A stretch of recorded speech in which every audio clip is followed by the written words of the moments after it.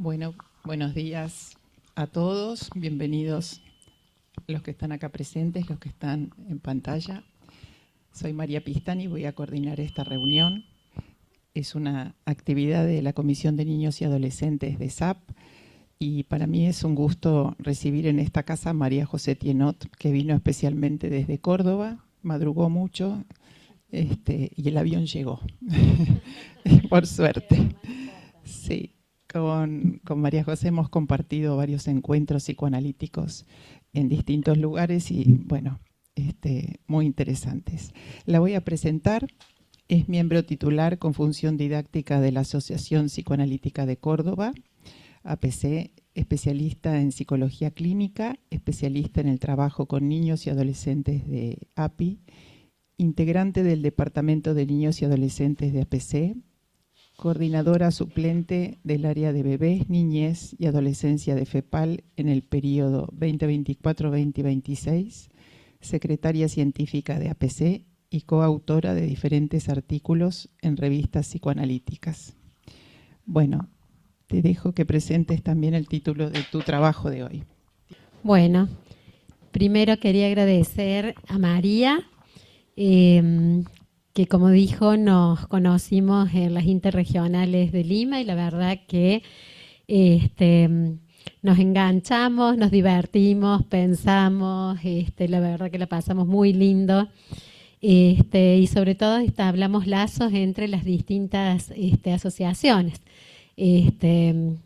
Nos escribió el prólogo de una revista, una compilación de artículos de las rondas de ideas.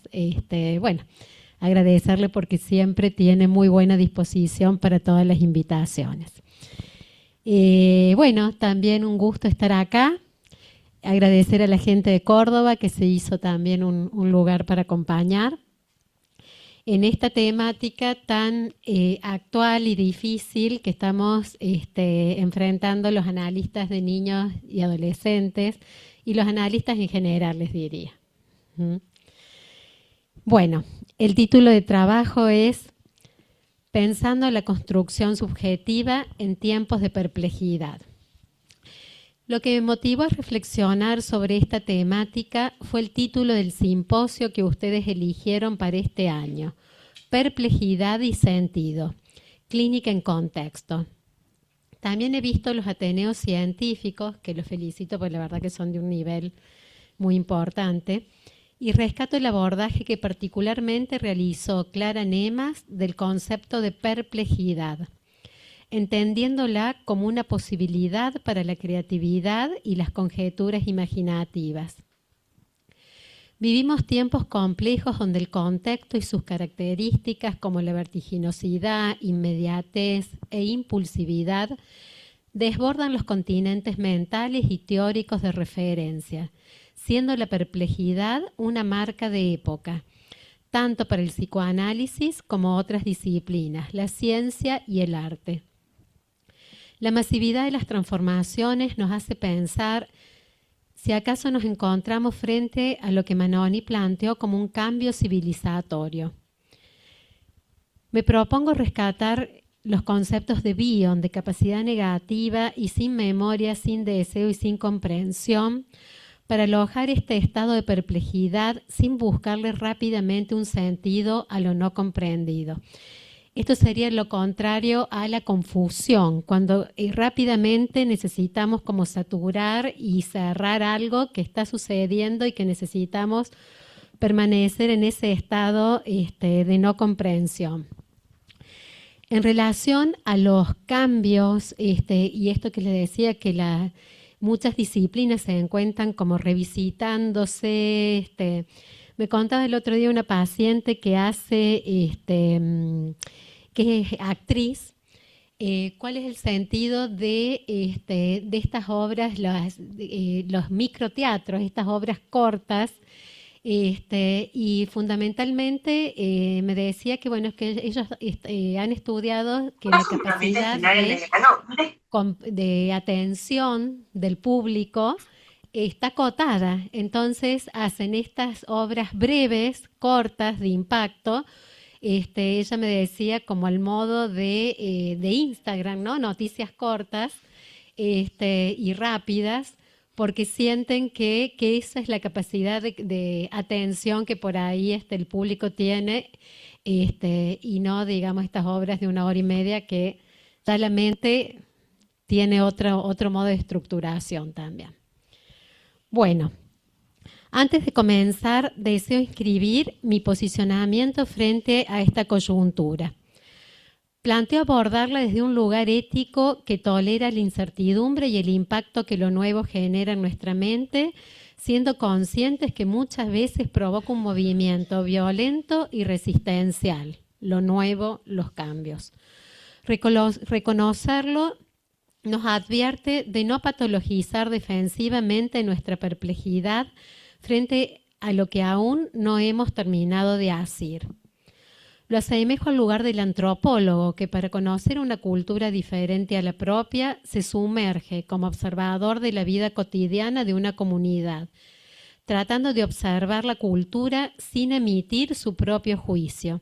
En este caso, en lo que respecta a la estructuración subjetiva de niños y adolescentes en el contexto actual. Mirar el mundo a través de la perspectiva de ellos. Por eso encontrarán, además de referencias teóricas que me brindan un marco de pertenencia en permanente revisión, expresiones de mis pacientes, a los que intento aproximarme de un modo respetuoso, sosteniendo el lugar de extranjería frente a lo que aún no logro comprender, siendo consciente que los adultos somos habitantes de un territorio viejo, colonizado por múltiples variables que tornan el camino complejo e impredecible, por lo que los planteamientos serán realizados a modos de conjeturas que esperamos en el diálogo con los asistentes puedan ser debatidas y problematizadas. También les quería comentar que además de las observaciones en mi clínica trabajando con padres, niños y adolescentes, en el presente trabajo transmitiré reflexiones de una experiencia de psicoanálisis extramuro que realizamos desde la Asociación Psicoanalítica de Córdoba, con colegas que están acá presentes, Julieta Paglini, Verónica Farris, Andrea Gaumet, donde a partir de una ronda de ideas sobre el tema de violencia social, violencia escolar, fuimos contactados por una institución educativa para brindar acompañamiento y contención a docentes y padres frente a situaciones de violencia y transgresiones en los contextos áulicos. Fue una experiencia muy enriquecedora que muestra todas las potencialidades que posee el psicoanálisis para ayudar a transitar y tramitar problemáticas sociales acuciantes. Para pensar el tema de la construcción subjetiva de nuestro tiempo, deseo enmarcar el psiquismo como un sistema abierto. Tomando a Marcelo Viñar, podemos decir que incluir lo social en interacción con el conflicto psíquico es un desafío ineludible del psicoanálisis del siglo XXI, teniendo en cuenta que el mundo de hoy es lo suficientemente cambiante, complejo y caótico como para proponer encuadres rígidos y teorías definitivas. Los niños y adolescentes funcionan como un hilo delgado. Sus síntomas y padecimientos denuncian modos de funcionamiento sociales y familiares disfuncionales y caóticos. Para hacer una caracterización del contexto, me remitiré a Byung-Chul Han, filósofo subcoreano, quien es referente de la lectura actual. Quizás por su extranjería, logra definir profundamente las condiciones de vida que sobre todo operan en la cultura occidental. Él nos dice, la comunicación digital es pobre en imágenes, nos aleja cada vez más del otro. El creciente narcisismo de percepción hace desaparecer la mirada del otro en su rol estructurante, quedando los niños privados de una mirada unificadora.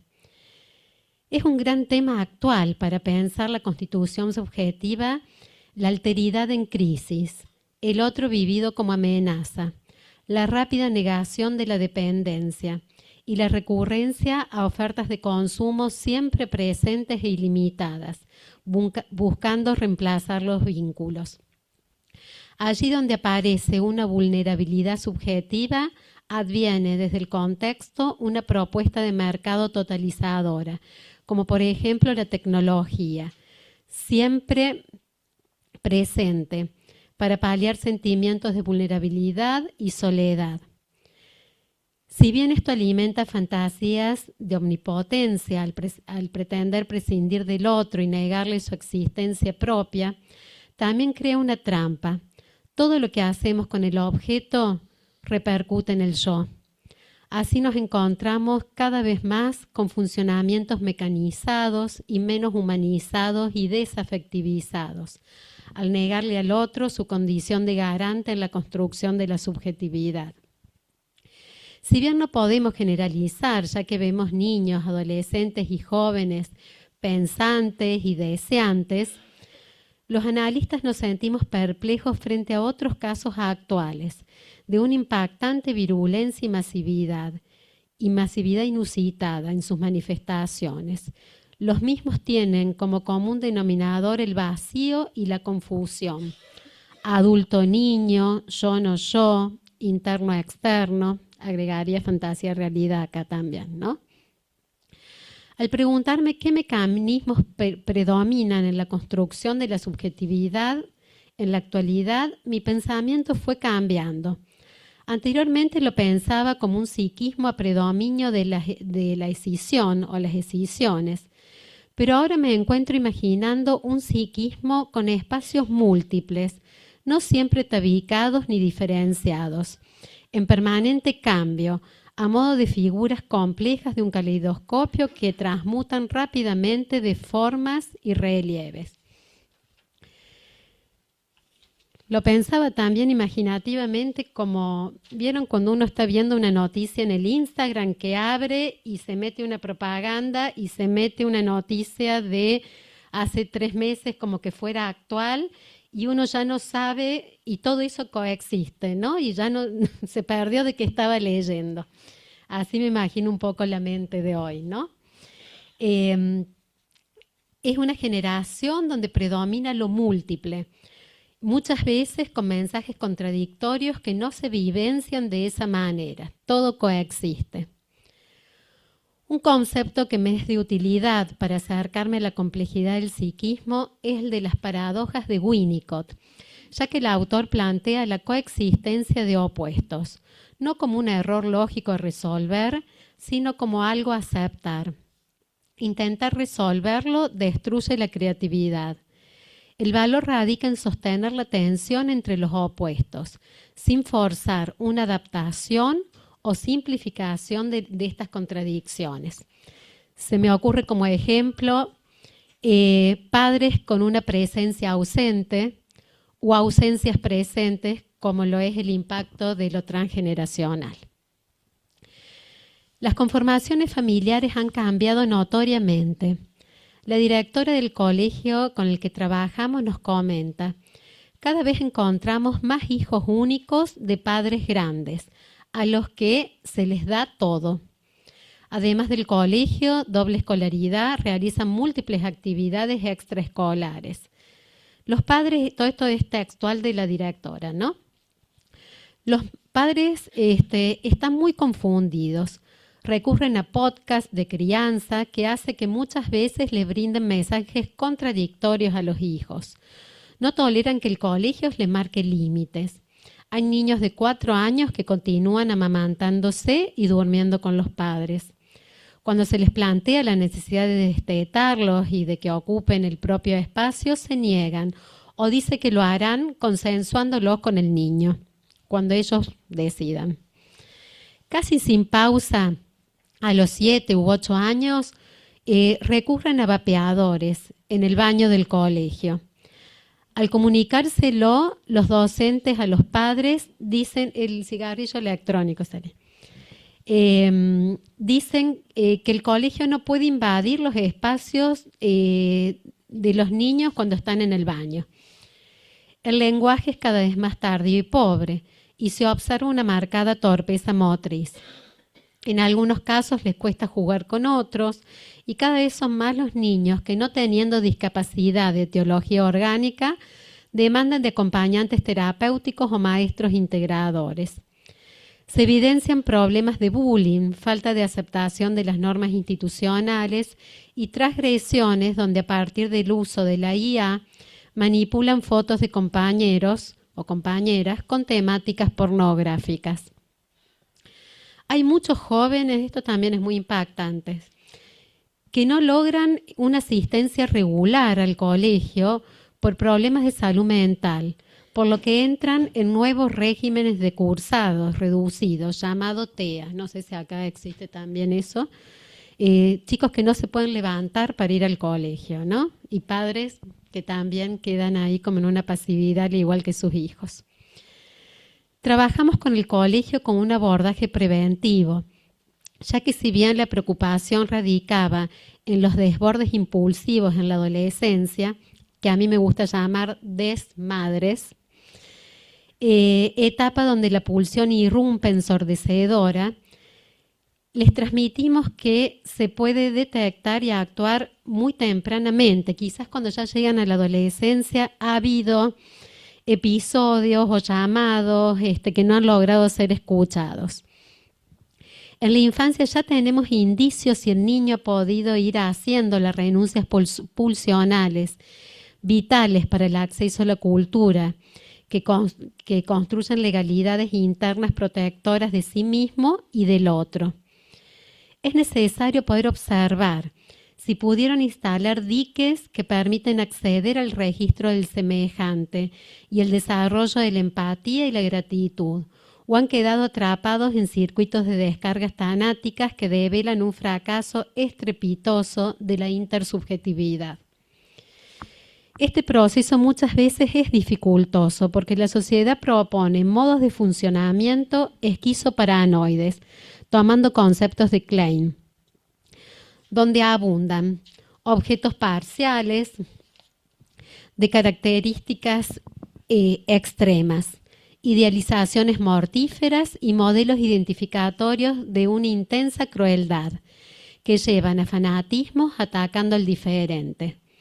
Desde los discursos sociales, la moderación es desvalorizada y la reparación dificultada, ya que cuesta reconocer el daño infligido al otro, al que no se le da el estatus de semejante. Sí, sí. ¿Querés que repita un poquito esto?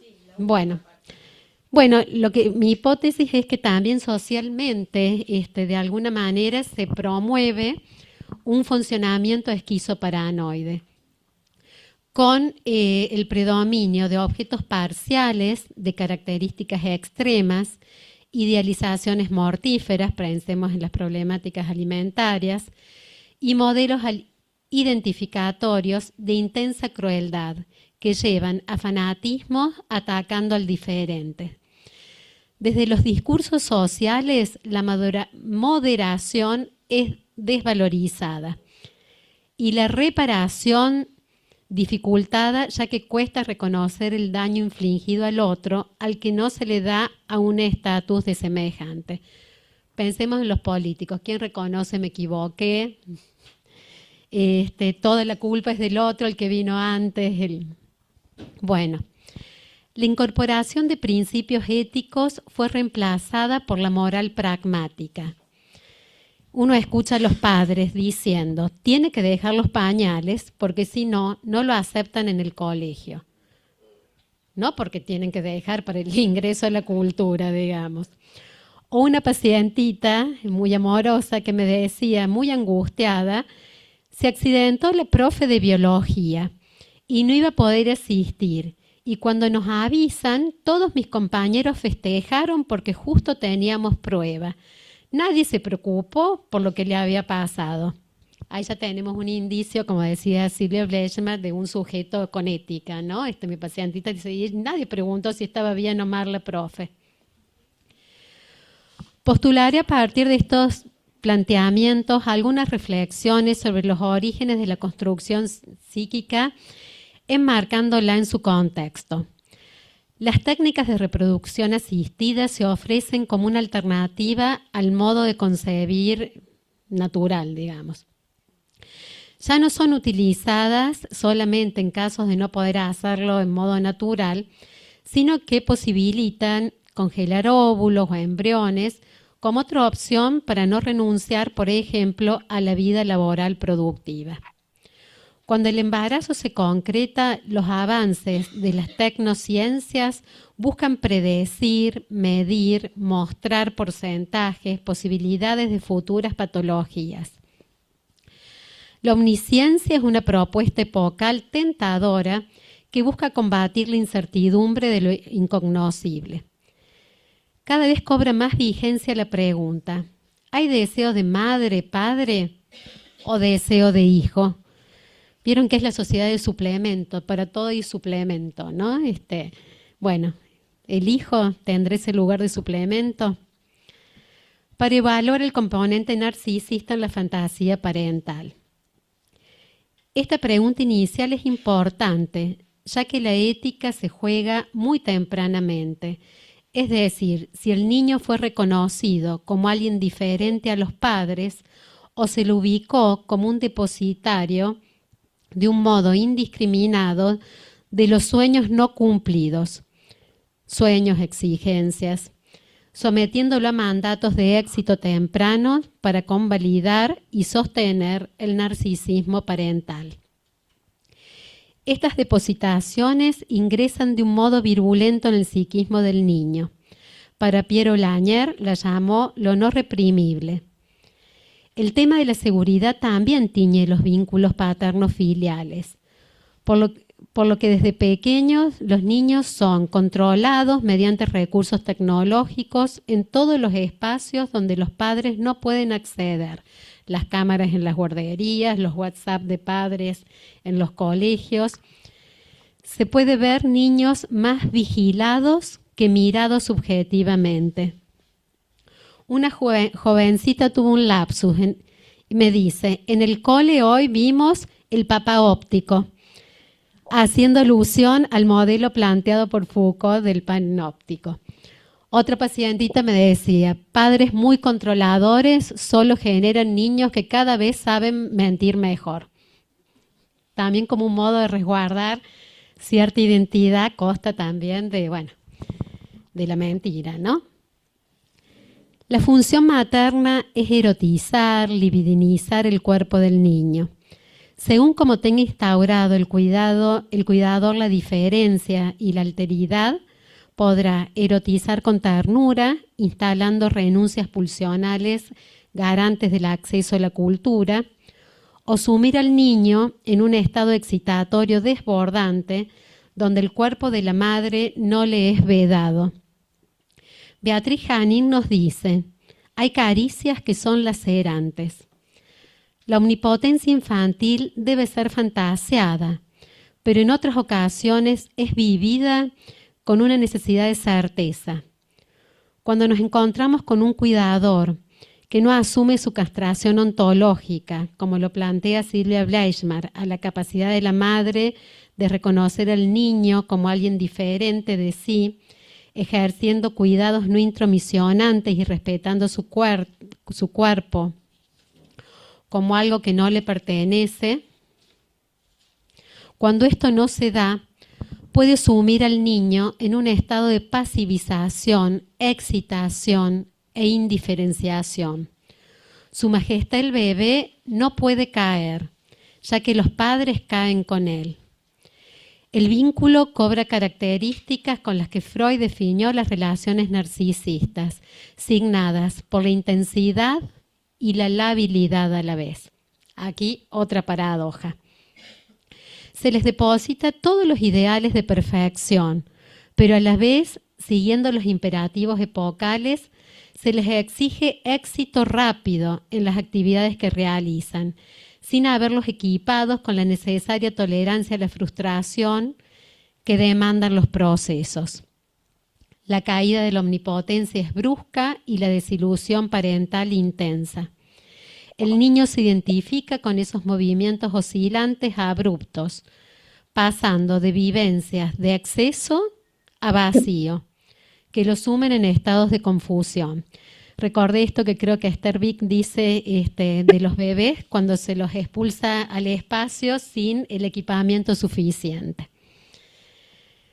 Bueno, muchas de las respuestas de los hijos pueden ser intentos desesperados de defenderse de esa depositación masiva e indiscriminada, irrupciones de agresión tan temidas por los padres y el contexto, podrían funcionar como atisbos de subjetividad y diferenciación. Como analista es necesario entender que estas manifestaciones tan rápidamente etiquetadas como negativistas u oposicionistas desde el entorno pueden tener un valor de llamado a ser entendidos o escuchados en una trama intersubjetiva de dilucidar. Esta es una idea que yo tengo, que los niños tienen una capacidad también de separarse o de poner límite a estas intromisiones. Por ejemplo, podría ser una enuresis de un niño que lo llevan a dormir a la cama con la madre, ¿no? Muchas veces con el síntoma provocan esta separación que de otra manera no se puede dar.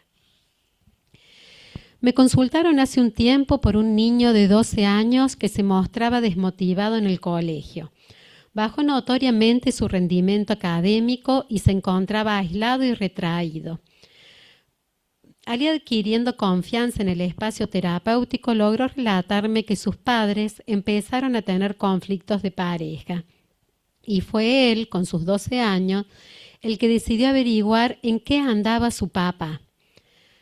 A través de sus conocimientos de tecnología, logró acceder al perfil de una mujer que sospechaba era la amante del papá y vio fotos que confirmaban su presunción. El padre tenía una relación paralela desde hacía un largo tiempo. Él se lo comunicó a su mamá y a partir de esto el padre abandona el hogar.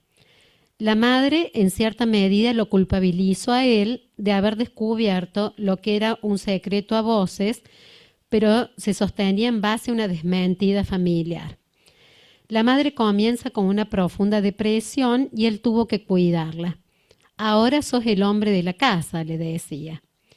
Al principio él respondió a esta demanda, pero luego la sobreadaptación fue derrumbándose. No podía estudiar ni aprender.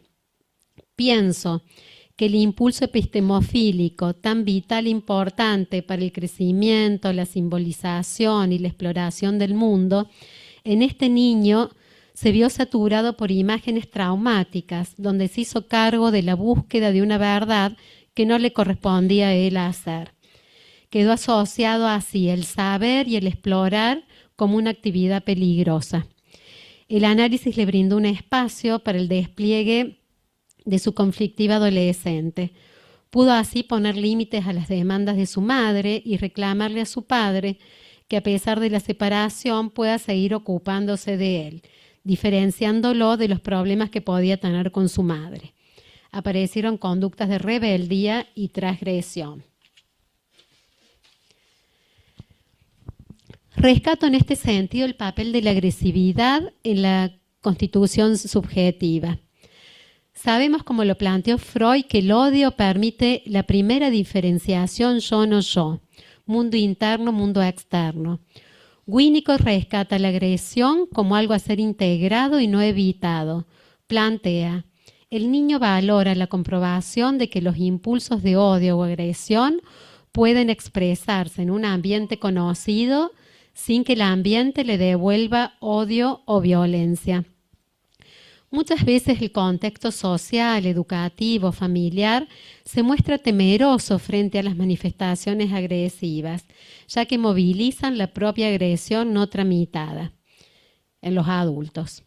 Esto puede llegar a negar las mismas, ya sea evitar frustrarlos para que estas irrupciones no se desencadenen, o sometiéndose los adultos a estos desbordes pulsionales sin poder reaccionar.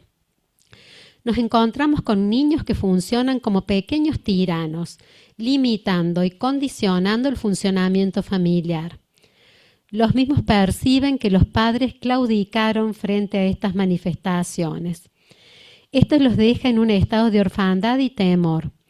En ocasiones en el colegio Paradójicamente, funcionan como niños asustados e inhibidos, que no pudieron incorporar la agresión como un componente vital que interviene también en los procesos creativos y de simbolización. Por último, deseo referirme a una condición de subjetivación que se ve afectada por la virtualidad y la pregnancia de la imagen. Me refiero a la importancia del ritmo en los primeros encuentros entre la madre y el bebé.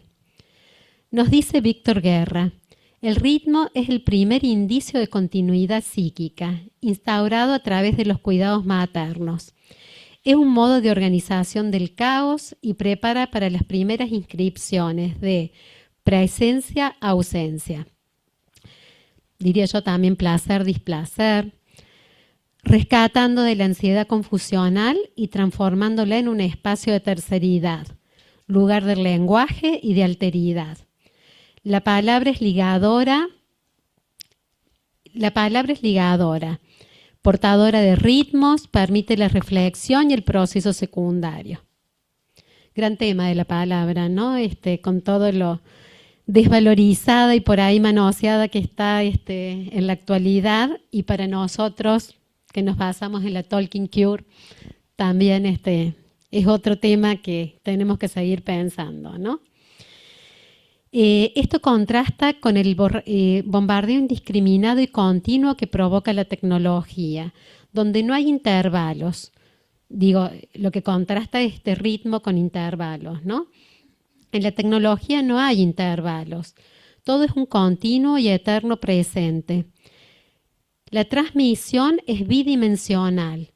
No hay tolerancia para los tiempos de espera. Todo se da de un modo superpuesto, fragmentado, indiscriminado. La temprana exposición a dispositivos tecnológicos, muchas veces en reemplazo de la contención de los vínculos interpersonales, tiene un impacto en la constitución subjetiva. Las distintas ciencias ya están estudiando los impactos que hay a nivel neurológico, en la vista, en la postura, cómo no va a haber impactos también en la mente, ¿no? El concepto de tiempo es el que se encuentra más trastocado dentro de la mente. La distancia sujeto-objeto está distorsionada, promoviendo a mi criterio identificaciones más adhesivas que introyectivas. Las redes brindan modelos identificatorios donde youtubers, influencers, son imitados casi de un modo hipnótico. Niños y adolescentes en estado de soledad asumen retos que se les proponen, quizás para sentirse vivos, pero que paradójicamente los pueden llevar a riesgos mortíferos, sin que ellos puedan discriminar el peligro real. Las redes operan como un universo paralelo, un más allá, sin legislación ni recaudos protectores, donde muchos jóvenes descontenidos, en estados de orfandad, encuentran adrenalina. Por ejemplo, en las apuestas online, donde se timbean un presente a falta de apuestas deseantes que le brinden un futuro posible. Deseo rescatar nuestro papel como analistas de niños y adolescentes, entendiendo el psicoanálisis como subvertiendo mandatos culturales deshumanizantes. El mismo debería apuntar a sostener espacios de contención y asimetría, abiertos al enigma, la sorpresa, lo impensado, apostar a co-crear un lugar para alojar la perplejidad, sin saturarla, entendiendo que es en los intersticios, los lugares en blanco, los pliegues, los encuentros y los desencuentros, donde algo de la subjetividad puede advenir. Para culminar, quiero narrarles un fragmento del Principito, que encierra en una narrativa tierna y profunda una escena conmovedora, donde el Principito y el zorro proponen, a mi entender, una metáfora de las condiciones para la construcción de subjetividad. El Principito quiere jugar con el zorro, pero este le dice que no puede porque no está domesticado. Cuando le pregunta qué es domesticar, el zorro le dice que es crear lazos, y para crearlos les propone un ejercicio interesante. Vas a venir todos los días a la misma hora y te vas a sentar. Al día siguiente, a la misma hora, te vas a sentar un poco más cerca, pero no hables, porque las palabras pueden traer malos entendidos. Luego el zorro le dice algo muy interesante. Si vienes a las 4 de la tarde, yo desde las 3 comenzaré a estar feliz, y a las 4 me agitaré y me inquietaré. Descubriré el precio de la felicidad. Pero si vienes en cualquier momento, yo no sabré a qué hora preparar mi corazón. Los ritmos son necesarios. Tiempo, proximidad, continuidad, disponibilidad, son estructurantes. Creo que son invariantes estos, ¿no? La construcción de vínculos es gradual. Se logra con posicionamientos coherentes por parte de los adultos y no volátiles. La constancia construye confianza y la aceptación de la opacidad del otro edifica intimidad. Estas son condiciones subjetivantes que permiten brindar al otro el sentimiento de existencia y continuidad. Bueno, muchas gracias. Bueno, María José, muchas gracias por traernos temas tan actuales, ¿sí? Que en la descripción seguramente todos estaremos de acuerdo en la vigencia de una cultura diferente en la que por lo menos nosotros crecimos, con varias generaciones en el medio, por supuesto, ¿sí? Me aparecía el tema de el punto de vista muy explicitado y explicado del lado de los adultos en todo el material, el papel que juegan los adultos, en particular, tal como vos lo describís, los padres, ¿sí? Casi como hiper presentes en el relato tuyo en lo que sería la constitución del psiquismo, por un lado, y la subjetividad. Vos nombraste a Silvia, justamente, a Silvia Blecher, ¿no? Que ya hace esa importante diferencia, ¿no? De dónde provienen estas concepciones de la construcción subjetiva, que es importada de otras disciplinas, como vos bien lo nombrás, la antropología y la filosofía, a diferencia de la constitución psíquica, y que no son reductibles uno a otro. Y me parece que eso está en el material, y me gustaría ver cómo se despliega también desde el lado del niño, porque parece esta hiper catectización, libidinización, valga el fallidito que me mandé, ¿sí? para pensarlo. Y me aparecía esto del lado del material clínico del joven, del puber, diríamos, de 12 años, ¿sí? Y yo pensaba, diríamos, de qué verdad también, ¿sí? Estamos hablando, por ejemplo, de la verdad edípica en este joven, ¿no? En la iniciación de una adolescencia, ¿no? Y en desarrollo, tal como lo decís, porque si no queda, me da la impresión, esto es bueno para que, como bien vos lo planteás en el material, el intercambio produzca este tipo de producción subjetiva, en este sentido, ¿no? Entonces, ahí me parece que es un punto, digamos, que la teoría tiene respuestas diferentes, y creo que acá están las teorías diferentes tal como vos lo planteás. Por ejemplo, el tema de cómo se hace la constitución psíquica, y ahí sí, por lo menos desde un lugar en el que yo tengo una lectura que me ayuda muchísimo y me acompaña, aparte, por supuesto, de Silvia Blecher, que es también de Laplanche, quien habla de la metábola, que lo que viene de afuera, ¿sí?, no es instalado en el otro, en este caso en el niño, de la misma manera. Claro. Entonces me parece que ahí es un tema importante para la clínica, ¿no?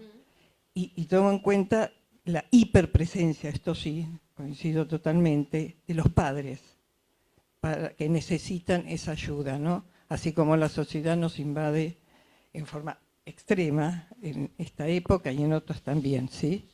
Entonces me parece que ese es un punto que me gustaría, si podemos trabajarlo, ¿sí? La verdad, también uno tiene la sensación de acuerdo al leerlo con todo esto que dice la directora del colegio, en fin. Pensaba si no estamos asistiendo a una cierta patologización de los ideales que están guiando nuestra cultura. Cuando hablas de padres que no limitan a sus hijos, que tienen tantas dificultades en los procesos de castración simbólica, pareciera que están tironeados por ideales de cuestiones ilimitadas que realmente llevan a distorsiones de los vínculos, ¿no es cierto? Y pensaba cuánta necesidad de adaptación a un mundo cada vez más excluyente se está poniendo en juego allí. Donde parece que quedan salteadas una cantidad de regulaciones humanas por el solo hecho de encajar, incluirse, sobrevivir. Y la verdad que parece un panorama bastante preocupante, ¿no es cierto? Bueno, me pareció muy interesante también cuando hablas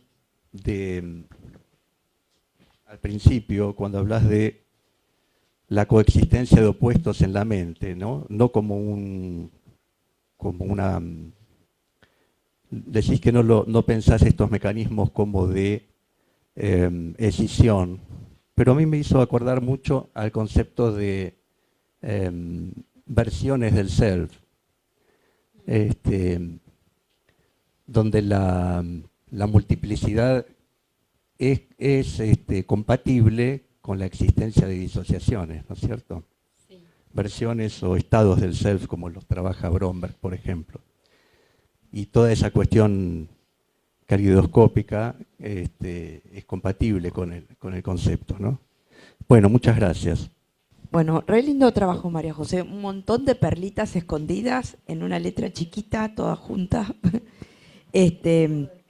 Me quedé, una cosa, sobre el final hablas de la tecnología.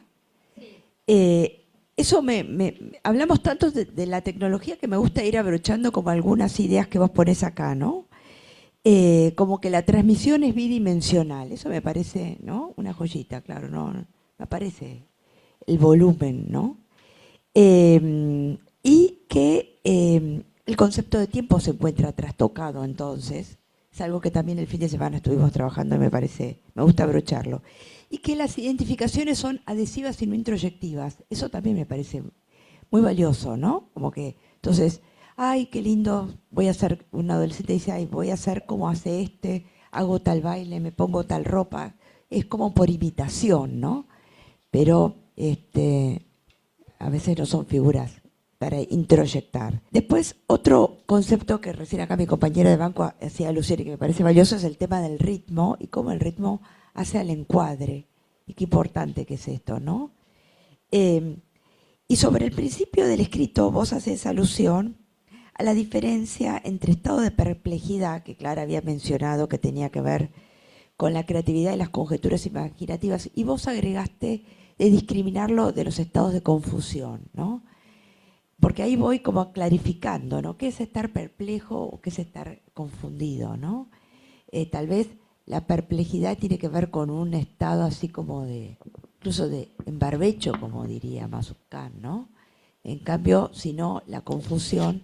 Me quedé pensando en un paciente que yo vi por primera vez la semana pasada, que vino con un diagnóstico oncológico y había perdido simultáneamente el trabajo y había tenido que estar cuidando a su padre. Entonces, venía justamente, ¿no?, entre el estado de confusión y llegar al análisis, de algún modo, habría la posibilidad de pensar en otros términos, ¿no? Porque hay un estado emocional más de perplejidad que de confusión. Bueno, gracias por ayudarme a pensar. Después aparecerán otras ideas. Bueno, gracias por los aportes. De eso se trata, que lo podamos hacer trabajar al escrito. Voy a empezar de atrás para adelante. En relación al tiempo, creo que sí, que está, trastocado desde nuestra mirada. Para ellos es un tiempo que está estructurado así. Tenía un pacientito que se estaba yendo al sur y vieron esas rutas eternas del sur, y él entró como en pánico. Y le digo, ¿qué te pasó? ¿No? Que le pidió al padre, por favor, paremos.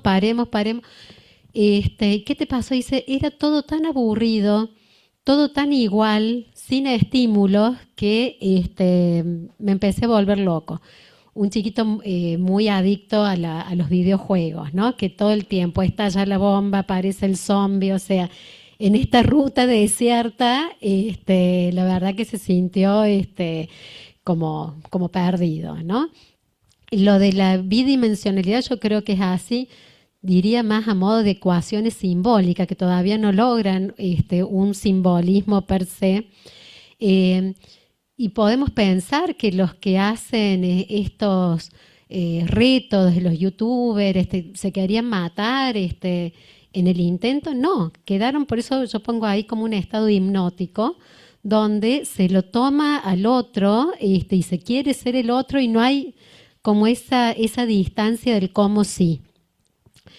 En relación al encuadre, a mí me parece un gran tema que nosotros también tenemos que revisar, ¿no? Porque yo pensaba también, encuadrados en las características de hoy, nos viven pidiendo cambios de encuadres y movemos toda la agenda. Está bien, por supuesto que tenemos que tener cierta flexibilidad, pero en algún momento hay que parar y ver a ver qué pasa con este paciente que está cambiando tanto el encuadre, y no, sino también somos como una mamá que no frustra nunca para que no aparezca en el encuadre y en la transferencia lo negativo, ¿no?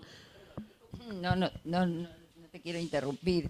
Yo pensaba cuando dijiste lo del encuadre, ¿puedo? Sí. Cuando dijiste lo del encuadre, no es solamente cuando el chico o el paciente pide cambios, sino el analista que cambia, o que viaja mucho, o que cambia sesiones, porque el tema del ritmo, como vos bien dijiste, da la sensación de continuidad. Y con pacientes graves yo he visto que esto de suspender sesiones, por ejemplo, de cambiar horarios, suspender sesiones, siempre genera algo. Lo que pasa es que nosotros estamos acostumbrados en otras épocas, con Echegoyen, por ejemplo, al tema del encuadre como algo que había que respetar a rajatabla, y eso un poco se fue perdiendo, pero que es muy interesante observar, o hay que estar muy atento, uno a veces tiene que cambiar sí o sí, pero hay que estar atento a las consecuencias que provoca, sobre todo en pacientes graves, ¿no? El tema del ritmo a mí me parece un tema sumamente importante. Pacientes graves y pacientes sobreadaptados. Me pasa también estos pacientes que no pueden decir que no a nada, entonces siempre el lugar que le quitan es a su espacio personal. Entonces creo que está bueno lo artesanal del encuadre. Obviamente, si hay un paciente que está pasando por una situación crítica, familiar, bueno, ahí uno tiene ciertas consideraciones, pero creo que hay que analizar el caso a caso y no ceder o por lo menos analizar qué pasó, ¿no? Esto de lo negativo, que me parece que tiene una impronta importante. Sí, en relación a lo de Lucas, coincido lo que decís, aunque a veces el trabajo del análisis es construir algún tabique a esta confusión, ¿no? Y sobre todo esto de lo múltiple, a mí me ha pasado, ¿no? Que hacen análisis conmigo, después con la conductista ven otras cosas, con las constelaciones, se va armando ahí algo que quizás nuestra intervención es empezar como a tabicar algo que cursa como sin una contradicción para el otro, ¿no? Porque puede haber múltiples abordajes, pero no se lo cuestionan. Tenía una paciente que hacía poliamor y politerapia. Entonces tenía varios novios y novias y varios analistas, y yo era una más. Sí, sí, me costó manejarlo, creo que hoy lo hubiera manejado de otra manera, ¿no? Totalmente, total. Y no me lo había confesado hasta 2 o 3 meses después de iniciar el análisis, que los amigos le dicen, che, decilo a tu analista que tenés varios. Yo era... Sí, en ese momento me puse media superyoica. Creo que hoy lo trataría de ver sus decisiones puestas en las distintas terapias que buscaba, ¿no? Por eso decía, coincido que el famoso multitasking, ¿no? Todo junto a la vez, pero a la vez con poca profundidad e implicancia, me parece, en esto de lo múltiple. Dijeron también el panorama negativo y yo siempre trato como de conservar algo de ilusión, porque me parece que como analistas, si no tenemos esa cuota de ilusión y de apuesta, es muy difícil trabajar, ¿no? Y creo que se transforma como el déficit en una posibilidad. Tienen tanta necesidad de ser mirados, escuchados, sostenidos libidinalmente, que alguien los piense, que uno siente como rápidamente se prenden a esa invitación que uno les hace de crear juntos un espacio, ¿no? Pero es difícil y hay que batallar y cada vez, esto lo discutimos en otra oportunidad, en una charla que tuve con un juez, donde cada vez son más limitadas las funciones de los padres, entonces son más ampliadas las funciones que tenemos que hacer nosotros como analistas. Me decía el juez, bueno, yo estaba con 2 padres que no se hablaban para nada, pero era una guerra campal, y el hijo que quería hacer un deporte, que era el deporte que el padre le gustaba y la madre no, entonces tuvo que decidir el juez y tuvo que ponerse a estudiar sobre era motocross, ¿no? Sobre el deporte, sobre los riesgos, sobre la edad en que, porque, bueno, los padres directamente estaban en una guerra campal y lo que decía uno, el otro lo atacaba. Y nos pasa también como analistas, ¿no? Muchas veces, aunque indirectamente, pero hay que hacer a veces una función de un maternaje, de funciones básicas que han quedado fallidas, ¿no? Y los niños, los adolescentes sienten esa apuesta y la toman, la verdad que con gusto, ¿no? Después otro tema aparte del trabajo con los padres, pero en líneas generales hay una necesidad de ser alojados. Y me olvidé de lo tuyo. Me habías dicho lo de la construcción subjetiva y sí. Ay, desde la perspectiva del niño. Muy interesante la pregunta.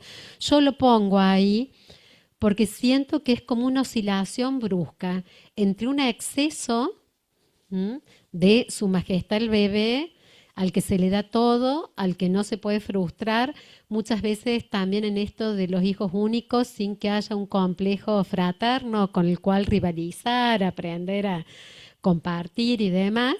Y después la desilusión brusca, y ellos sienten esa caída, que ya ni siquiera sé si esto es una oscilación, porque la oscilación me habla más como de un espectro, ¿no? Pero acá es como de un lado a otro sin escala.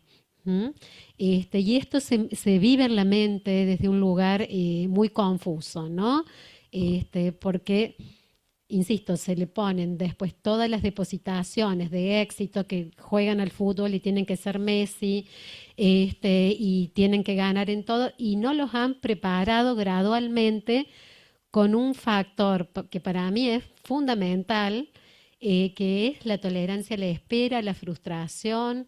Esto no es, por eso hablaba como del vínculo narcisista y la labilidad, ¿no? De una intensidad marcada, pero frente a la frustración, una labilidad que los hace como caídas del ser. Muy, por lo menos lo que yo veo. No sé si... El tema está muy claro, como vos lo explicitas tanto en el material como recién. Yo pensaba en el tema de la verdad que vos traes en ese recorte clínico, ¿sí? Sobre la verdad edípica, que eso sí es del lado de la constitución psíquica tan importante y aún vigente en estas épocas, ¿sí? A ese punto, digamos, a diferencia, digamos, de la intersubjetividad. Sí, está muy bien. Podríamos pensarlo desde el complejo de Edipo explicado por Bion, porque este chiquito fue ciegamente enceguecido a buscar una verdad que después lo perturbó y se hizo cargo, bueno, de lo que la madre no quería saber. Bueno, después sí se quedó solo con la mamá, pero fue una presencia perturbadora para él, ¿no? Quedó muy, muy inhibido en su intelectualidad, pero sí nos podríamos preguntar porque el esto de querer saberlo todo, que es distinto a una verdad que puede ser tranquilizadora y acorde a su edad. Él es como que se metió en camisa de 11 varas, digamos, a investigar algo para lo cual su psiquismo no estaba preparado, y después cargó con esa culpa de ser el que develó la desmentida familiar.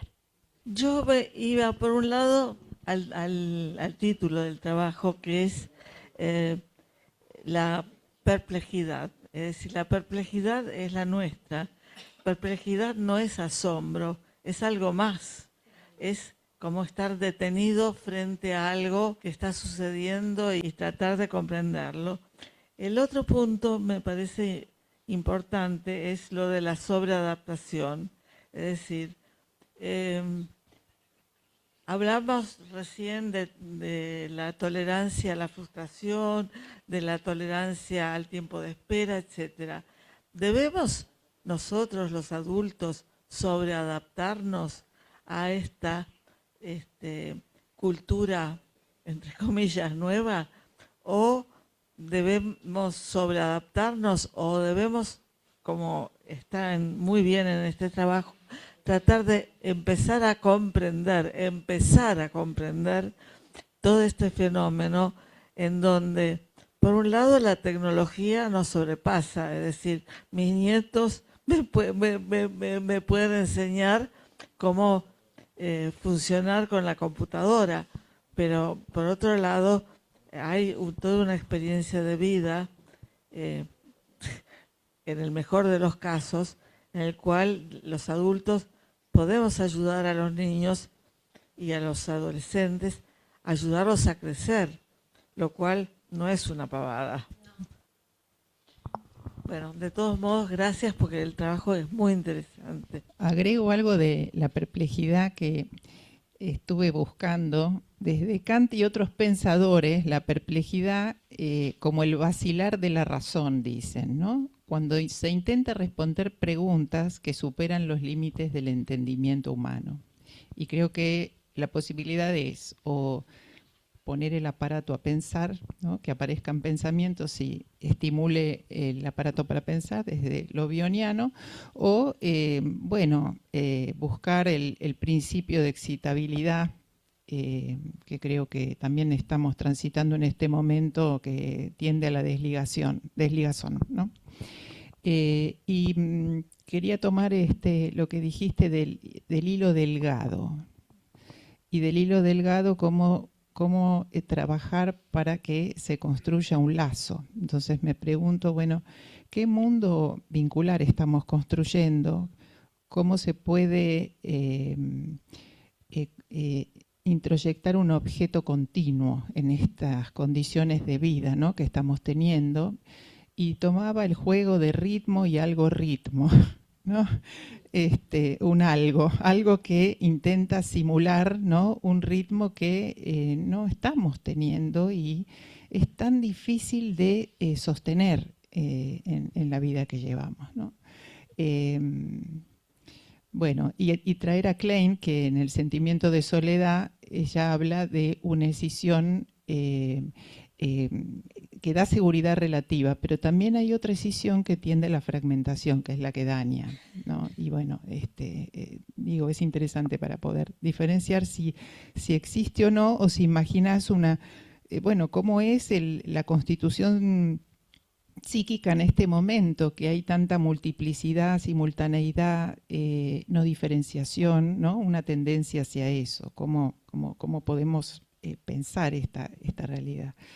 Bueno, gracias. Bueno, muchas gracias por el trabajo. Me parece muy interesante todo esto que vos traés. Y me parece interesante todos estos espacios que se generan para hablar sobre estos tiempos, ¿no? Pero por otro lado también veo mucha soledad y te quería preguntar sobre algo que vos trajiste, que a partir de una ronda de ideas una institución se comunica con vos.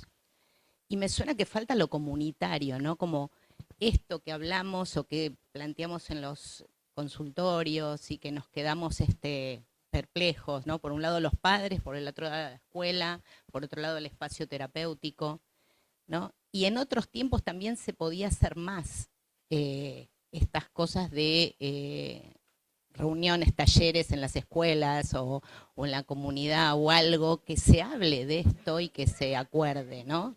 Como que parece que hay mucha soledad en cada lugar. Entonces, como vos trajiste esto de esa ronda de ideas y todo, me interesaba preguntarte si había alguna cosa que estaban haciendo comunitariamente, ¿no? Bueno, primero, María José, agradecerte el trabajo. Y en realidad lo que yo quería era una reflexión entre todos de qué lugar tiene la formación de analista de niños para poder abordar todo lo que fuiste enunciando en tu trabajo. Por ejemplo, el analista de niños en su formación de grado solo tiene 3 materias en la carrera que hacen a niños y adolescentes, ¿no? En toda la carrera de psicología. En la formación de posgrado es muy difícil tener la especialidad, a veces hasta resistida en algunas instituciones, que esté diferenciado el capítulo de niños o las comisiones de niños o la especificidad, ¿no? Y lo otro que siempre me preocupa, esto de consultorio, no sé qué te parece a vos, María José, es que los padres no comprenden qué es traer un niño a tratamiento. Parece una indicación que ha sido dado en algún lugar donde se cruza el niño, sea la escuela, sea alguna actividad deportiva y demás, donde lo sugieren, pero los padres no alcanzan a entender. Y con esto de que no hay que rotular, tampoco entienden qué tiene su hijo para saber cómo pueden trabajar con esto. Digo porque los padres saben que va al psicólogo. Me sorprendió muchísimo esta experiencia tuya de múltiples tratamientos, múltiples abordajes, como un secreto de que hay otro analista. Y volviendo al tema de la formación, que me preocupa, que no se supervisa demasiado el material de niños, ni se comparte en la proporción adecuada para saber qué estamos haciendo. Y la verdad es que hay que ir a lo que decía Gaby recién. La comunidad nos exige que vayamos a los tribunales, que presentemos informes, que se consiga el certificado de discapacidad, que si se medica o no se medica, cómo trabajar interdisciplinariamente. Entonces digo, para un analista de niños es un desafío amplísimo tener un diálogo con los maestros, tener un diálogo con los profesionales que atienden al niño y demás, y hasta qué punto piensan ustedes que estamos preparados para esto, ¿no? Bueno, a lo mejor tenga algún punto de encuentro con lo que dice Maribel, pero yo pensaba que al abordar estos temas suele haber una cierta basculación, ¿no?, entre pensar en nuevas formas de subjetivación, pero también pensar cuánto estas nuevas formas de subjetivación llevan a desarrollos patológicos. Cuando vos hablas, por ejemplo, del psicoanálisis como subvirtiendo mandatos culturales deshumanizantes, creo que estás en ese tema. toda la descualificación a la que lleva la velocidad, ¿no? Porque el ritmo no es solo, está claro que el ritmo permite organizaciones hacia la simbolización, hacia la regulación vincular, bueno, hacia muchos lugares. Esa aceleración no es simplemente velocidad, es descualificación. Entonces hay un movimiento de descomplejización y de rotura de lazos que justamente es patologizante. Entonces creo que no es que nos estemos resistiendo a la modernidad o a la modernización o a cualquiera de esos rótulos que parecen venir con algún tipo de beneficio, sino que nos resistimos a la descualificación, a lo que tiene que ver con lo que rompe cualidades humanas. Y allí creo que hay que hacer, me gusta tu trabajo en cuanto a ahí hay un pronunciamiento, pero que también hay un corrimiento hacia la problemática más social, donde realmente las formas de vida cotidianas están generando mucha patología y cada vez hay menor entendimiento de la interioridad humana. Los padres están cada vez más distantes de la comprensión. Vos decís, hay mucha vigilancia pero poca mirada. Bueno, ¿cómo podemos intervenir en esto a un nivel social? ¿No? No solamente en la interioridad de nuestros consultorios, aunque está claro que los ámbitos de trabajo nuestros son mucho mayores que nuestros consultorios, ¿no? Pero sigue siendo un problema que además avanza con una vertiginosidad enorme, de la mano de la tecnología también, ¿no?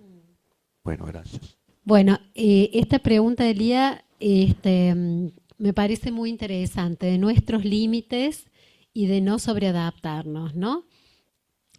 Te voy a contestar con un ejemplo clínico.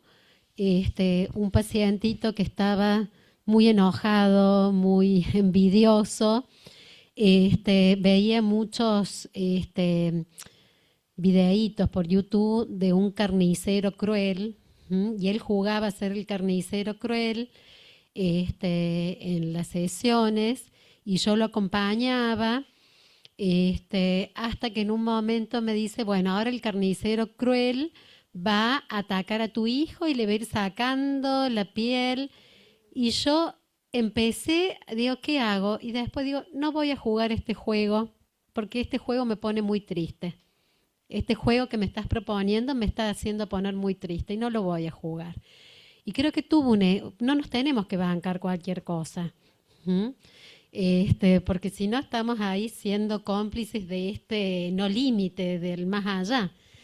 Se lo dije y tuvo un impacto en él porque a él nadie lo limitaba y el juego tiene que provocar placer o elaboración y no era en ese sentido que él estaba actuando, era una descarga y haciéndome sentir a mí como él se sentía. Tampoco hay que demonizar la tecnología, yo hace mucho tiempo que la estoy... hay pacientes que necesitan traerle y que quizás es el único modo que tienen de poder expresar un estado que después, con el trabajo analítico, trataremos de ayudarlos a simbolizar más, a complejizar más. Yo creo que alguna identificación, algún rasgo propio hay en el personaje que eligen del juego, en el tipo de juego, y a partir de ahí, bueno, ayudándolos a pensar y a involucrarse y a crear simbolizaciones. Me decía este pacientito de 12 años del ejemplo que estaba muy contento con el profe de tecnología porque les propuso enlentecer el pensamiento. Entonces ellos están ávidos de esto, ¿no? Dice como que todo va muy rápido, entonces este profe nos decía, vamos enlenteciendo, vamos pensando más despacio, que de alguna manera es metabolizar, ¿no? Bueno, me estoy olvidando, de la experiencia comunitaria. Yo creo en este entramado que no hay psiquismo sin lo social, y que no es que podemos tener la opción de incluirlo o no incluirlo. La época entra al consultorio con sus modalidades, con su impronta, y mientras más podamos hacer la mirada al contexto, más vamos a poder ver la complejidad y no solo lo intrapsíquico. No estamos en la época donde podemos ver a los niños 5 días a la semana y las realidades que se ven superan cualquier ficción, ¿no? Entonces creo que lo tenemos que incluir. Y así como los niños están ávidos de mirada subjetivante, de ser alojados, los distintos sectores sociales comprometidos en la crianza, en la educación, están ávidos también de lugares donde poder ser escuchados. Vemos la realidad de docentes, la verdad que uno los trabaja en consultorio también, en particular tengo pacientes que a veces llegan lastimadas, maestras jardineras, ¿no? Con el guardapolvo manchado porque les tiraron un plato de comida a los mismos chicos, ¿no? Entonces es muy necesario abrir estos espacios. Tenemos una teoría tan generosa y que se puede aplicar a tantos ámbitos en la medida en que nosotros también salgamos de esa comodidad de nuestro consultorio. Bueno, acá se empezó con una ronda de ideas interdisciplinaria donde se le preguntaba, la ronda de ideas es una actividad que realiza el Departamento de Niñez y Adolescencia de APC una vez al mes y tomamos esta temática de la violencia social y la violencia escolar inspirados en el libro de Silvia Bleichmann. Se armó un grupo de docentes donde nos contaban, bueno, todas estas realidades y donde están de alguna manera sin red, ¿no? Con chicos autistas, por ejemplo, con esta epidemia de chicos autistas, de estos diagnósticos que no saben cómo abordar, muchas veces sin gabinetes psicológicos, padres descomprometidos o ausentes, o padres tan desesperados como ellos, ¿no? Entonces, creo que hay que abrir, como decía, me encantó tu analogía de cómo transformar el hilo débil en un lazo, crear lazos de encuentros. Hemos armado grupos de WhatsApp. Se trabajó también con una ficha para que las entrevistas iniciales con padres no sean cuestiones meramente burocráticas. En esto que decía, cuando se llega a la adolescencia, ya ha habido indicios de que estos chicos no tenían la contención suficiente, no solo afectiva, sino también de la agresividad, ¿no? Entonces, bueno, indagar cómo se fueron instaurando estas primeras renuncias pulsionales, cómo se instauró la legalidad, si hay registro del otro. Sabemos que tempranamente aparecen estos diques y si hay fallas en los diques, también actuar tempranamente. Lo que pasa es que acá nos encontramos con otro gran obstáculo, no sé cómo será en Buenos Aires, pero lo que nos comentaba la directora es que no se puede derivar a tratamiento psicológico a los niños. Se le puede sugerir, pero no se los puede, digamos, obligar, por así decirlo, porque es estigmatizante. Entonces, bueno, se hacen como unas cosas light, que a lo mejor hay padres que toman y otros que no, pero la directiva desde el ministerio es que no se puede, no me gusta la palabra obligar, pero es recomendar, que si alguien que tiene un problema de salud, indicar, si no es optativo que vaya al médico, no. Bueno, con lo psicológico hay todavía mucho prejuicio, ¿no? Entonces, eso, se lo manda rugby, entonces que vaya a descargar la agresión ahí, pero bueno, sí lo que les quiero transmitir es que cuando se crea la demanda y se crean los espacios, los actores, los diferentes actores sociales, incluso del mundo NOPSI, están ávidos y hemos armado grupos y grupos de contención donde ser escuchados. La verdad que se hacen trabajos muy, muy interesantes y tenemos que aparecer. Después nos quejamos de todo, que del psicoanálisis, que no tiene espacio, que está por ahí como invadido en lo social por otras propuestas más de moda, pero también nos tenemos que hacer cargo de que no siempre hemos tenido la presencia necesaria en lo social para dar esta respuesta, ¿no? Lo social, en las leyes, no nos hemos hecho escuchar lo suficiente. Y en relación a la resistencia, a la formación de niños, bebés, niños y adolescentes, yo creo que tienen que ver con resistencia de los propios analistas, de encontrarse con sus propios aspectos primarios. Quedamos como más cómodos trabajando desde la palabra, desde lo racional, pero no solo con niños y adolescentes. Hoy la palabra, en esto que decía antes, y en las patologías de acto y en estos cuadros tan severos, a veces la palabra opera como una palabra vacía, ¿no? Creo que tiene que ver más con resistencia de los propios analistas de encontrarnos con esos aspectos más confusionales, más primitivos y de todo lo que los niños nos despiertan que nos pican el boleto. El niño se da cuenta si el analista está triste, angustiado, si, como decía Ferro, ¿no? Si se acerca, si se aleja, y eso a veces para algunos puede resultar un tanto incómodo. Bueno, no me quiero olvidar de algunas cosas antes de empezar. Antes de empezar quiero decir algunas palabras. Suscribo totalmente lo que Lucas dijo, lo sostengo. Me parece un problema enorme para verlo. Y bueno, lo otro lo voy a dejar. Pero lo primero que quiero decir es que te agradezco un montón que hayas escrito esto para nosotros y que hayas venido. A mí me honra, y creo que a todos nos honra, lo que vos hiciste hoy a la mañana. En serio, no lo hace cualquiera. Dicho esto, voy a decir algo del trabajo, que lo leí hace un montón de tiempo, porque lo mandaron hace un montón de tiempo y por suerte lo volviste a leer y me refrescó.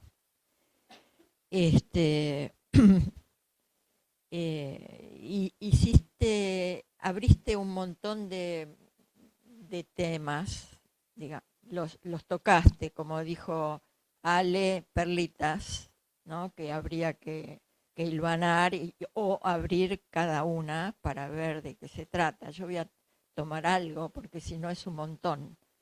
Lo de la patologización, ¿no? Para mí es implantar, donde no quedamos así, ¿no? Representaciones previas que no pueden encajar dentro de lo que está ocurriendo, y con eso cerramos, pero no es fructífero, no es productivo.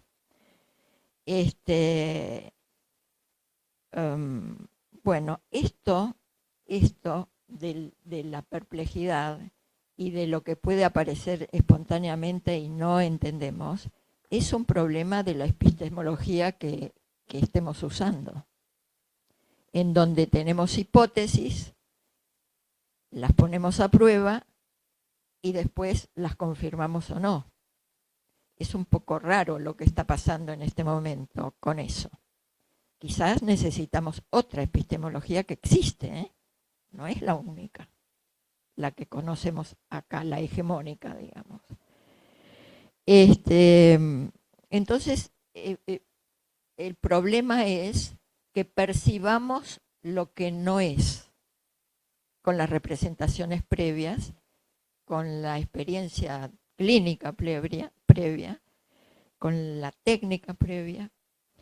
Y lo que vos señalás, y que de algún modo lo dice Lucas, es que la propuesta mercantil es la que llena el vacío de la perplejidad, ¿no?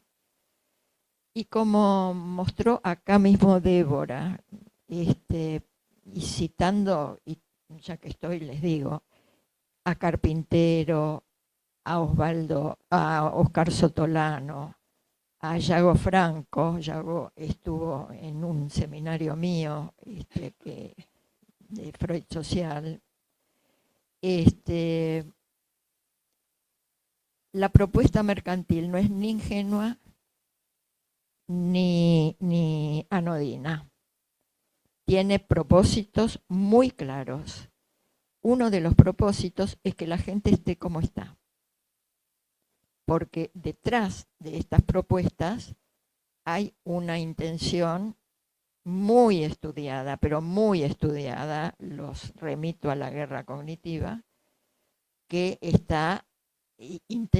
querría y quiere, y lo logra mucho, gobernar al mundo. Me interesó muchísimo tu tesis, y que con tu tesis y con lo que acaba de escribir Lucas y yo sostengo, se entienden las identificaciones adhesivas, porque no hay pensamiento ahí. No hay pensamiento. Nos quieren zombies. Nos quieren zombies. Entonces, identificaciones adhesivas, quiero decir las de Mrs. Big, ¿no? ¿Cómo? Las de Meltzer, que toma de ahí, bueno. Bueno, eso es ante todo, me encantó tu trabajo y como algo adyacente simplemente quiero decir que lo que contaste de tus pacientes, lo que contaste recién, de que no querías jugar, eso es un acto psicoanalítico. Eso es un acto psicoanalítico y que tiene que ver con la ética. Y con el otro pacientito, el que se metió a buscar por internet, como sea, no sé a dónde, parecía un pseudopodio de la madre ese chico ahí, ¿no? Pero bueno, hasta ahí por ahora. Dos cuestiones. Una con respecto a lo social. Es decir, los valores culturales han cambiado. Antes el valor era la experiencia de los adultos, de los viejos, etcétera. Hoy en día el valor es de los jóvenes, de los adolescentes, etcétera. Lo otro es el cambio, pareciera, por lo menos por las cosas que uno escucha de los colegas, de lo que llega al consultorio, que antes había más predominio de funcionamientos psicóticos y en este momento hay más predominio de funcionamientos autistas. Y me parece que si esto es así, porque habría que comprobarlo, los funcionamientos autistas tienen mucho que ver con estos padres ausentes, con niños que tienen que arreglárselas como pueden, crecer como pueden, etcétera, etcétera, sin que los padres asuman sus funciones parentales. Ya no hablemos de los vínculos entre los padres, etcétera, etcétera. Pero este ejemplo que vos das del niño que investiga que el padre tiene un amante, es como algo realmente que uno podría decir que asombroso que un niño investigue eso. Sin embargo, me parece que hoy en día es bastante comprensible que sea así. Gracias. Eleonora, páramo parental, me salía a decir. El páramo parental. Bueno, nos fuimos deslizando porque el material lo permite, y en eso me sumo a los agradecimientos, María José, en lo que podemos hablar nuevamente de la subjetividad, ¿sí? Y de lo psíquico. Como decía Pichon Rivière, en relación a la subjetividad como construcción social y vincular. Me parece que es importante, y fueron describiéndolo de esta manera, y cómo esto, en el trabajo que vos contaste que hacen con las escuelas, pensaba en lo público y lo privado, ¿sí? Porque no es lo mismo. y asistimos a una época donde lo público está siendo devastado. Por eso una pregunta era con qué población están trabajando en esta red social, que me parece muy, muy importante en uno y en otro contexto, en lo público y en lo privado, porque si bien las políticas pueden, vos usaste un término fuerte, tabicarlo, ¿sí? Estamos hablando de las exclusiones en esa supuesta consideración diferencial. Y ya más en lo específico de nuestra tarea, pensaba que estamos conversando, y tu material lo promueve, en los temas de la teoría y la técnica psicoanalítica. Y creo que esto hace a lo que traía Maridel, creo, si esto se está estudiando en la formación y aplicado a todos los grupos etarios, porque como se dice, digamos, los adultos llevamos y traen a los consultorios a lo infantil de cada uno, ¿sí? Que no es solo la infancia, por un lado. Y pensaba entonces en la técnica, el encuadre, ¿sí? La transferencia que hace a la teoría y la clínica psicoanalítica, intramuros y extramuros. Bueno, quería aportar eso y abrir el tema de lo público y lo privado en el trabajo que hacen comunitarios, ¿sí? No, en serio, yo digo, cuando uno quiere escribir o estudiar en esta época, entiende a los jóvenes, porque suena el celular, atiendo, me meto en algo y ya me olvidé que quería decir. La verdad que no es fácil la atención y el pensamiento, ¿no?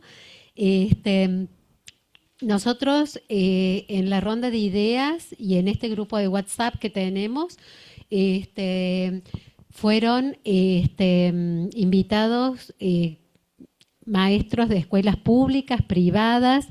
De hecho, no sé si está Andrea Gaumet, porque es la coordinadora actual o ya se fue. Hicieron este año una ronda de ideas sobre la ley de educación emocional que querían implementar en el colegio. Bueno, sé que fue controvertido, pero bueno, tuvieron el espacio los docentes de poder preguntar, indagar, confrontar también, porque bueno, desde mi punto de vista se simplificaba un poco lo complejo, ¿no? Pero esta intervención que hicimos, la hicimos en una escuela privada que nos llamó para hacer una intervención directa con docentes y con padres. Creo que bueno, que sí, que la tarea es ardua, que nos exige como revisitar permanentemente, y esto de la perplejidad también, la perplejidad en relación a los diagnósticos, no apurarnos, o sea, eso nos tranquiliza a nosotros, a lo mejor tranquiliza al colegio, pero me parece que simplifica algo que tiene que devenir y que tiene que, yo creo que todos los diagnósticos tienen que ser situacionales. ¿En qué momento está este niño? ¿En qué situación familiar? ¿Qué pasa en el contexto? Involucrarnos nosotros también en ese diagnóstico y ser muy cautos, porque también, así como en algunas cosas hay que frustrar a los niños cuando quieren vale todo, tampoco tenemos que frente al colegio ya darles un diagnóstico y por escrito que queda casi como una... A mí me gusta siempre, por eso es que también apunté esta venida presencial. Le digo a los gabinetistas, yo voy todas las veces que necesiten, pero conversemos de esto, ¿no? Nos tomemos el tiempo para conversar qué le está pasando a este niño, a esta familia, en su subjetividad, en este momento histórico, en este momento concretamente de la familia. Y la perplejidad a mí me da como una cuestión, no sé, me lo imagino hasta mental, como algo como una como cuando se van despejando las nubes, pero en forma, tolerando esa transición.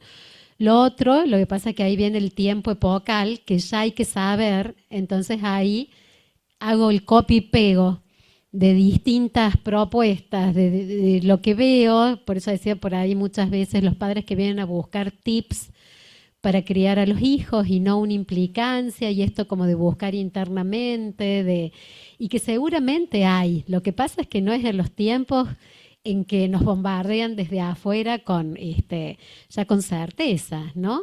Tomarnos ese tiempo, lo del encuadre me parece fundamental.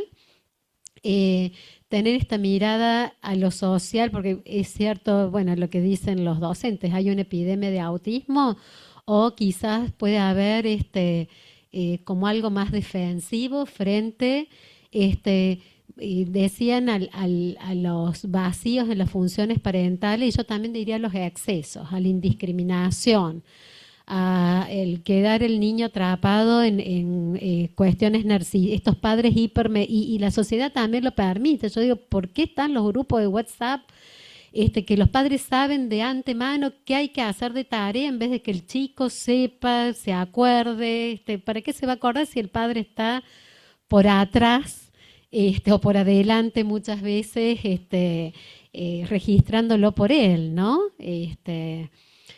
Bueno, se les puede con el iPhone, se puede localizar dónde están, qué están haciendo en tiempo real, todo el tiempo. Entonces hay algo, ¿te acordás que lo había planteado yo en ese trabajo en Lima?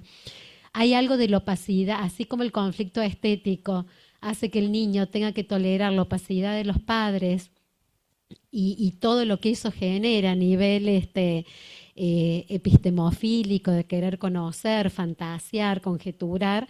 Bueno, creo que la gran tarea es que los padres puedan tolerar la opacidad del niño y que hay cosas que no pueden controlar, ¿no? Porque generan niños muy dependientes y que después dependen del acompañante terapéutico y después dependen de un objeto que los calme permanentemente, puede ser la tecnología, los vapeadores en esto de las propuestas de época que vienen con luces, con sonidos, con distintas formas. O sea, siempre hay un objeto presente que calma antes de que el niño también pueda tolerar su propia perplejidad y encontrar sus propios recursos.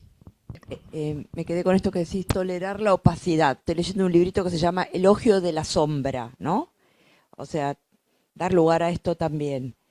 Me gustó esto que dijiste también de la presencia, porque vos sos coherente, es decir, eso que ejercitás es lo que hiciste, ¿no? Quiero reforzar la idea de Mirta de haber venido hasta acá temprano desde Córdoba.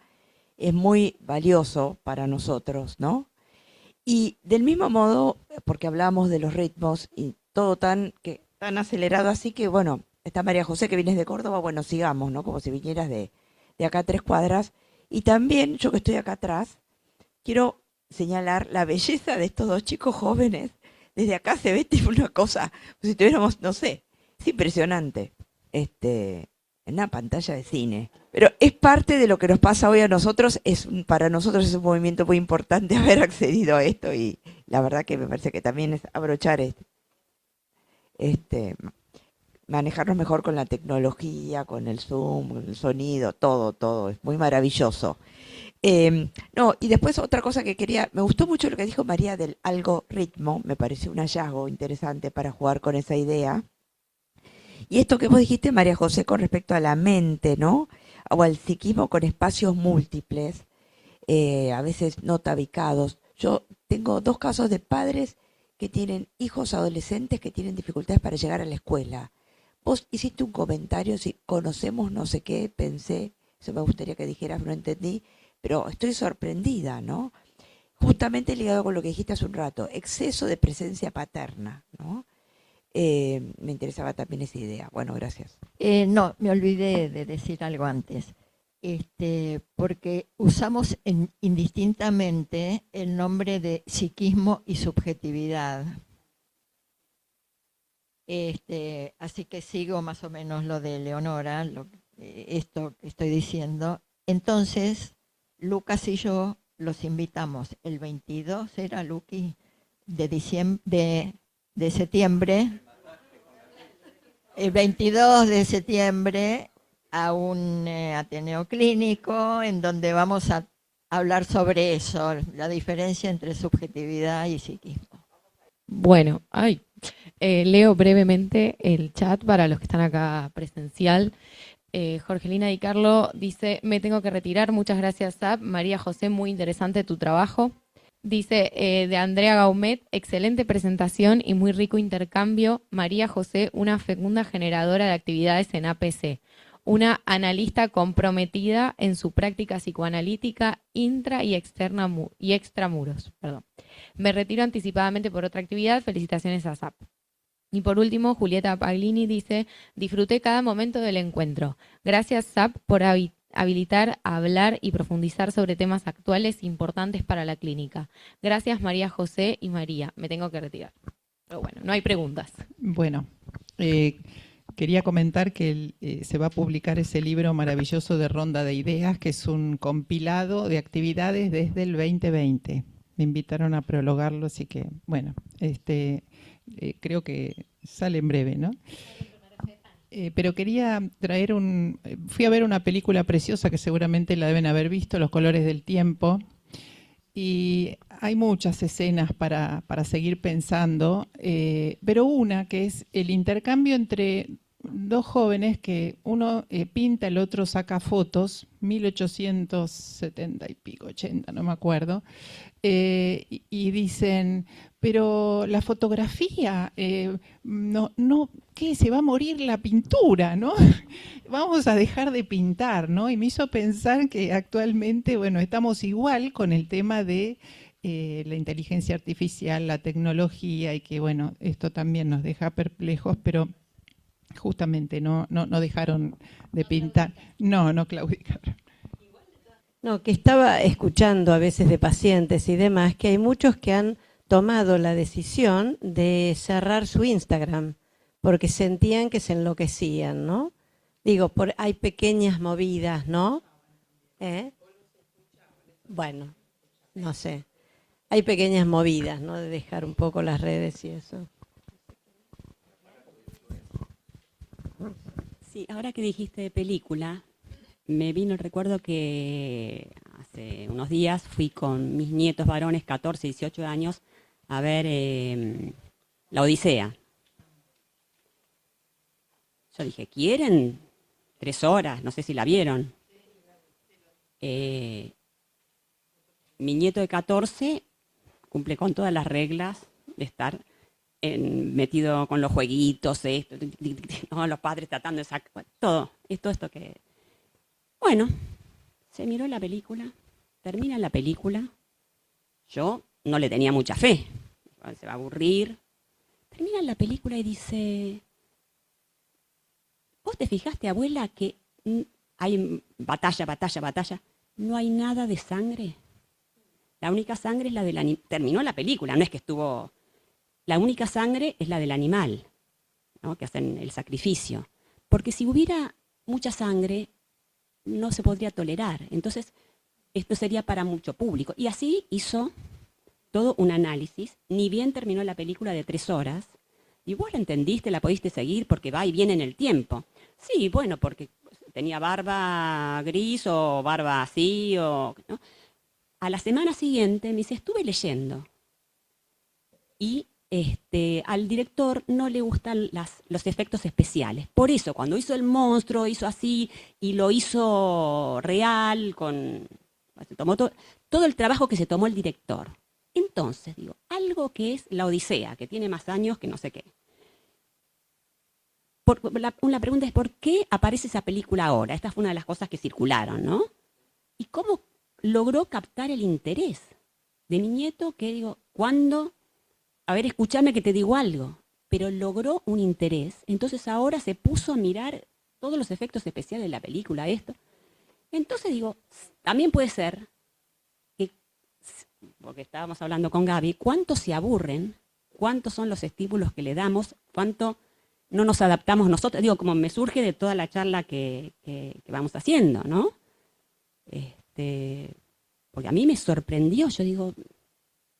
No piensa, no esto. Yo no pude hacer todos los análisis que él hizo de la película. A mí me sorprendió. Entonces digo que por ahí tenemos que tener un poquito más de fe en esto.